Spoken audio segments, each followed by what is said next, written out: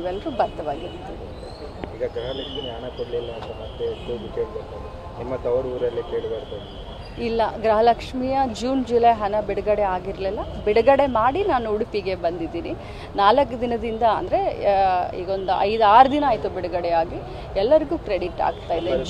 June ಹಣವನ್ನು clear ಮಾಡಿದ್ದೀನಿ. July ಹಣ ಇನ್ನೊಂದು 15 ದಿನ ಗಣೇಶ ಚತುರ್ಥಿಗೆ ಜುಲೈ ಹಣವನ್ನು ಬಿಡುಗಡೆ ಮಾಡಬೇಕನ್ನುವಂಥ ಆಸೆ ನನಗಿದೆ. ಈಗ ಜೂನ್ ಕ್ಲಿಯರ್ ಮಾಡಿದ್ದೀನಿ ವರಮಹಾಲಕ್ಷ್ಮಿಗೆ.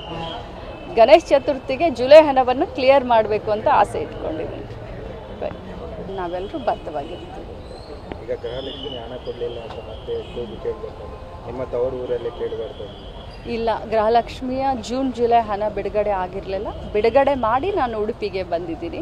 4 ದಿನದಿಂದ ಅಂದರೆ ಈಗೊಂದು 5-6 ದಿನ ಆಯಿತು ಬಿಡುಗಡೆ ಆಗಿ. ಎಲ್ಲರಿಗೂ ಕ್ರೆಡಿಟ್ ಆಗ್ತಾ ಇದೆ. ಜೂನ್ ಹಣವನ್ನು ಕ್ಲಿಯರ್ ಮಾಡಿದ್ದೀನಿ. ಜುಲೈ ಹಣ ಇನ್ನೊಂದು 15 ದಿನ ಗಣೇಶ ಚತುರ್ಥಿಗೆ ಜುಲೈ ಹಣವನ್ನು ಬಿಡುಗಡೆ ಮಾಡಬೇಕನ್ನುವಂಥ ಆಸೆ ನನಗಿದೆ. ಈಗ ಜೂನ್ ಕ್ಲಿಯರ್ ಮಾಡಿದ್ದೀನಿ ವರಮಹಾಲಕ್ಷ್ಮಿಗೆ. ಗಣೇಶ ಚತುರ್ಥಿಗೆ ಜುಲೈ ಹಣವನ್ನು ಕ್ಲಿಯರ್ ಮಾಡಬೇಕು ಅಂತ ಆಸೆ ಇಟ್ಕೊಂಡಿದ್ದೀನಿ.